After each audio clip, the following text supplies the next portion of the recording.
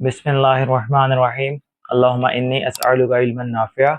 Assalamu alaikum to all of you. My name is Jandeep Zulfikar Ali and I am a lecturer of mathematics. तो बच्चों हम लोगों ने class 9 की mathematics की बुक की सीरीज का आगाज़ किया था।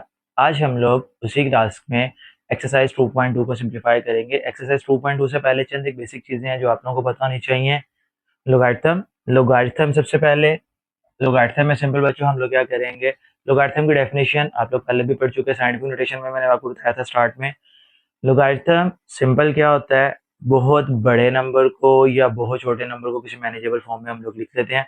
उसके अलावा लोगारिथम एक्चुअल में दो वर्ड्स का कॉम्बिनेशन है जो कि हमारे पास लोगोस एंड अरिथमोस होते हैं, दोनों ग्रीक वर्ड्स हैं। इन दोनों वर्ड्स के मीनिंग्स हमारे पास क्या होते हैं, रेशियोज और प्रोपोर्शन। ओके बच्चों, अब यहाँ पर इस लोगारिथम का जो वर्ड है, ये लोगारिथम की टर्म है, ये किसने इंट्रोड्यूस करवाई थी, जॉन नेपियर, ये स्विस मैथमेटिशियंस थे। अब इसकी डेफिनेशन इसने यहाँ पर दी हुई है द लोगारिथम। ये बेटा आपकी बुक की वर्डिंग मैंने लिखी हुई है, खुद से नहीं लिखी हुई, आप लोग अपनी बुक में भी टैली कर लीजिएगा। The logarithm of a real number tell us how many times one number must be multiplied by itself to get another number.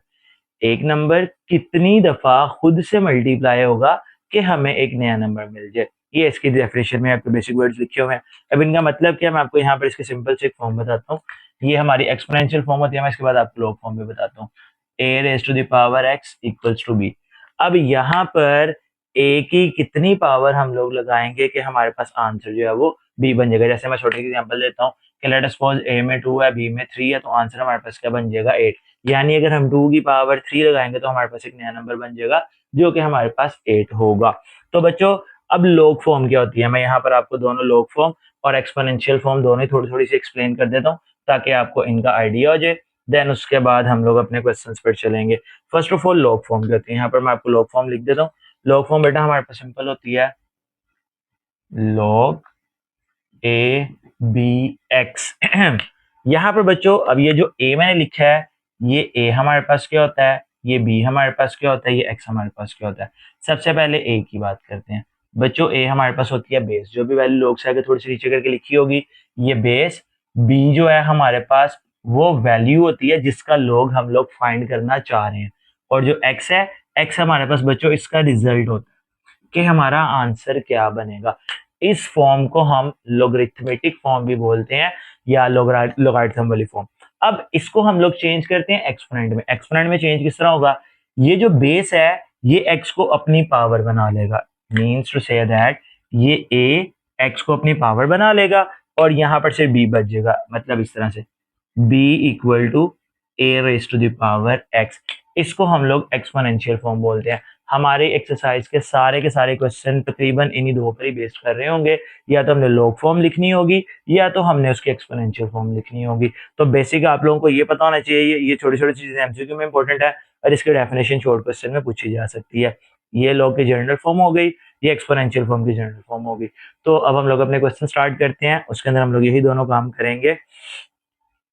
चलते हैं अब अपने क्वेश्चन की तरफ। जी तो बच्चों क्वेश्चन नंबर वन में आपने इन सारी एक्सपोनेंशियल फॉर्म को लॉग फॉर्म में लिखना है। लॉग फॉर्म में लिखने का तरीका क्या होगा, बड़े ध्यान से देखिएगा। सिंपल सी बात आप लोग याद रखनी है, टेक्निक याद कर लेंगे, क्वेश्चन आपके खुद ही सोल्व होते जाएंगे एक एक करके। देखो बच्चों सबसे पहले हम लोग लिखेंगे लॉग, क्योंकि हम इसको लॉग फॉर्म में लेकर आ रहे हैं।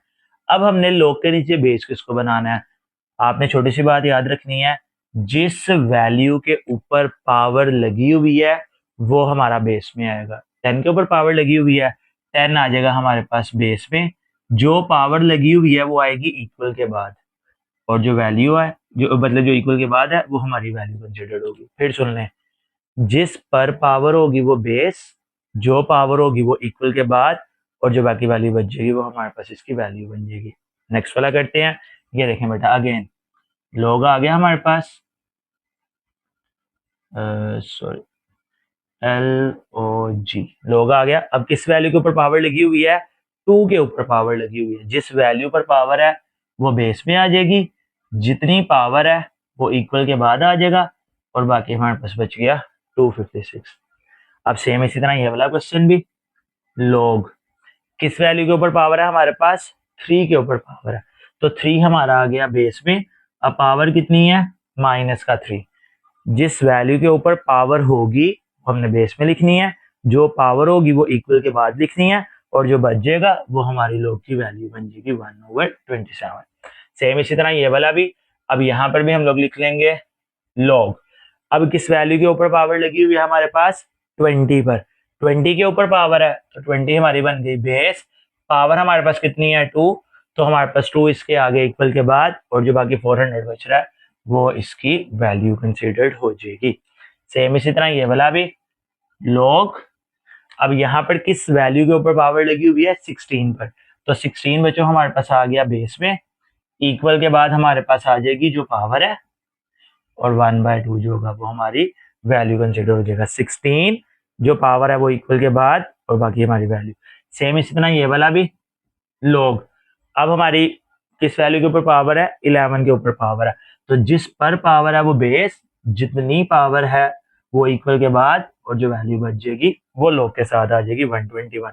अब यहाँ पर भी अक्सर बच्चे ये क्वेश्चन करते हुए कंफ्यूज हो जाते हैं। बेटा मैंने आपको जो बातें बताई हैं आप सिर्फ वो याद रखें, जिस वैल्यू के ऊपर पावर लगी हुई है उसको बेस बनाना है। अब देखो पावर किसके ऊपर लगी हुई है, क्यू के ऊपर, तो क्यू हमने बना ली बेस, ठीक हो गया।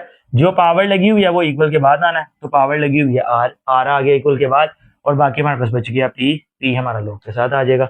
सेम इसी तरह ये भी लॉग, अक्सर बच्चे इसमें कहते हैं सर ब्रैकेट आ गए, तो बेटा ब्रैकेट का हमने क्या करना है, हमें ब्रैकेट से कोई कंसर्न नहीं है। 32 के ऊपर पावर है, 32 हमारे आ गया बच्चों बेस में, पावर हमारे पास है माइनस का 1/5, 1/5 आ गया यहाँ पर, और जो वैल्यू है वो 1/2 वो हमारी आ जाएगी यहाँ पर। आप 32 के ऊपर ब्रैकेट लगाना चाहते हैं लगा लें, नहीं भी लगाएंगे तो कोई इशू नहीं है। ये बस बच्चों हमारा क्वेश्चन नंबर 1 था। अब हम लोग करते हैं इसका question number 2 solve. Question number 2 है, क्वेश्चन नंबर 2 की स्टेटमेंट है कि आपने इनको लिखना है एक्सपोनेंशियल फॉर्म के अंदर। तो एक्सपोनेंशियल फॉर्म भी बड़ी आसान सी होगी। एक्सपोनेंशियल फॉर्म किस तरह बनाते हैं, बड़े ध्यान से सुनिएगा। लॉग के नीचे जो भी बेस है वो इक्वल के बाद वाली वैल्यू को अपनी पावर बना लेगा। अब जैसे कि देखो इसके नीचे बेस कितनी है 5, 5 3 को अपनी पावर बना लेगा, मतलब 5 की पावर 3 इक्वल टू 125। जो बेस होगी वो इसको अपनी पावर बना लेगा, 125 ऐसे रहेगा, लॉग खत्म हो जाएगा, क्योंकि बच्चों एक्सपोनेंशियल फॉर्म में लॉग नहीं आता। सेम अब यहाँ पर भी 2 जो है वो 4 को अपनी पावर बना लेगा, मतलब 2 की पावर 4 इक्वल्स टू 16। ये 2 ने 4 को अपनी पावर बना लिया, 16 आ जाएगा। इसके अंदर आप लोग 16 पहले 2 की पावर 4 बाद में भी लिख सकते हैं। अक्सर बच्चे कहते हैं सर अगर वैल्यू की वैल्यू हम लोग ये वाली बाद में ये वाली पहले लिखते हैं कोई तो नहीं बच्चों, कोई इशू नहीं होता इससे। अब यहाँ पर भी 23 0 को जाकर अपनी पावर बना लेगा, तो ये बन जाएगा 23 की पावर 0 इक्वल्स टू 1। 23 ने पावर बना लिया 0 को, और 1 एज इट इज आ जाएगा। यहाँ पर 5 1 को अपनी पावर बना लेगा, 5 की पावर 1, और ये वाला 5 एज इट इज। यहाँ पर 2 -3 को अपनी पावर बना लेगा, यानी 2 की पावर -3, और 1/8 जो है वो एज इट इज आ जाएगा।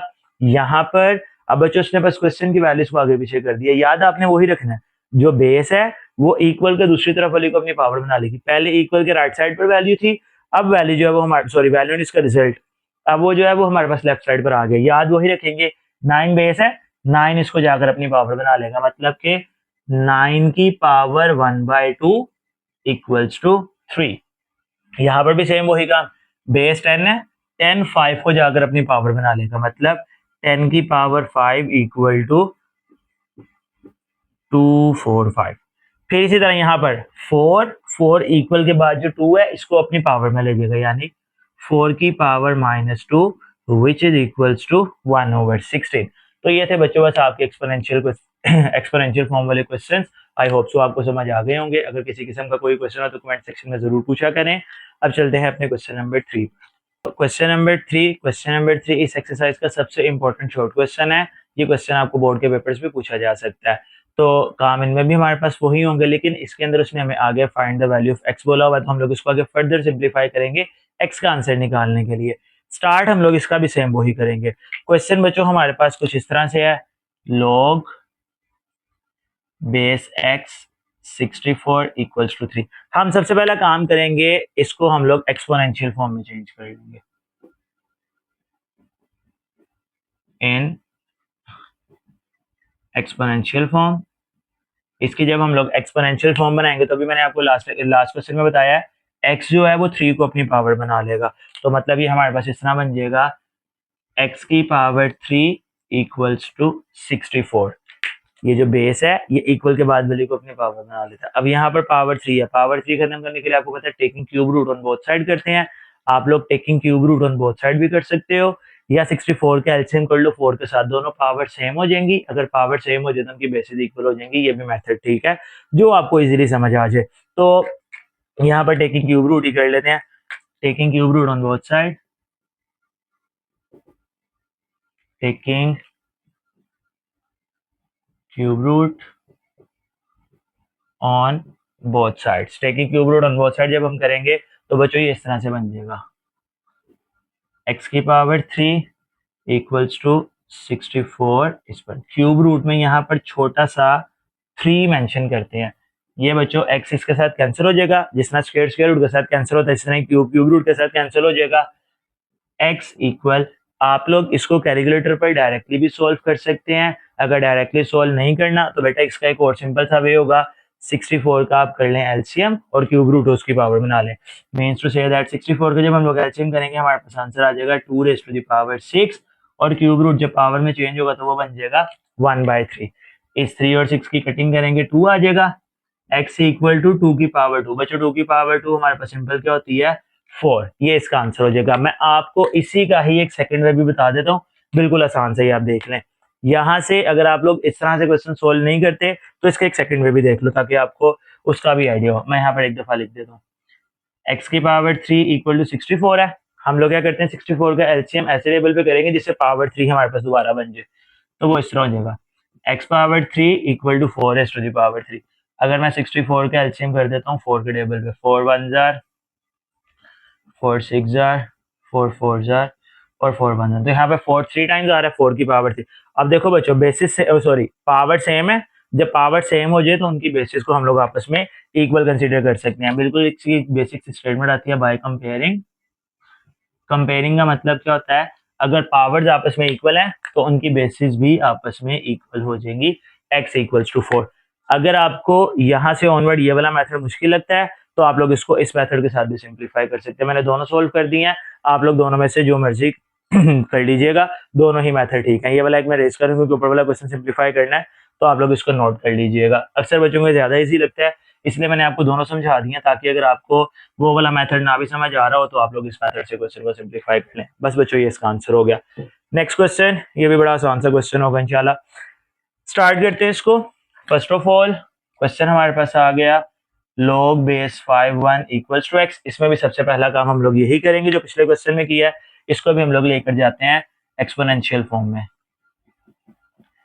इन एक्सपोनेंशियल फॉर्म जी, तो बच्चों इसके एक्सपोनेंशियल फॉर्म क्या बन जाएगी, 5x को अपनी पावर बना लेगा, 5 की power x which is equals to 1। अब देखो बच्चों पावर में हमारे पास आ गया x, हमने भी इसका आंसर निकालना है। आंसर किस तरह निकलेगा, अगर पावर में x आ जाता है तो हमें इन दोनों की बेसिस को एक जैसा करना पड़ेगा। अगर दोनों की बेसिस सेम होंगी तो हम पावर्स को आपस में इक्वल कर लेंगे। अब बेसिस सेम किस तरह होगी, मैं यहाँ पर लिख लेता हूँ 5 की पावर x इक्वल टू 5 की पावर 0। हमेशा याद रखना है किसी भी बेस की पावर 0 वो 1 के इक्वल होता है, क्योंकि मैंने बेसिस सेम करनी थी इसलिए मैंने 5 की पावर 0 लगाया। आप कोई भी बेस लिखेंगे अगर ऊपर पावर में 0 आ जाएगा तो वो 1 के इक्वल ही बनेगा। मैंने यहाँ पर 5 से बेस वैसे लिखा क्योंकि हमें बेसिस सेम करनी थी। अभी जो लास्ट क्वेश्चन में हमने किया है इसमें भी हम लोग कर लेते हैं बाय कंपेयरिंग, क्योंकि बेसिस सेम है तो इनकी पावर्स आपस में इक्वल हो जाएगी। हमें एक्स का आंसर चाहिए तो हमारे पास यहाँ से सिंपल एक्स का जो आंसर है वो किसके इक्वल बन जाएगा, 0 के। बस ये बच्चों इसका आंसर हो जाएगा। लास्ट क्वेश्चन सॉरी लास्ट नहीं, इसका थर्ड पार्ट में भी हम लोग सेम स्टार्ट वही करेंगे। स्टार्ट हम लोग इसमें क्या करेंगे जी, ये हमारा क्वेश्चन आ गया log base x 8 equals to 1। हम लोगों ने आंसर निकालना है x का, तो हम लोग सबसे पहले इसकी बनाते हैं एक्सपोनेंशियल फॉर्म। इन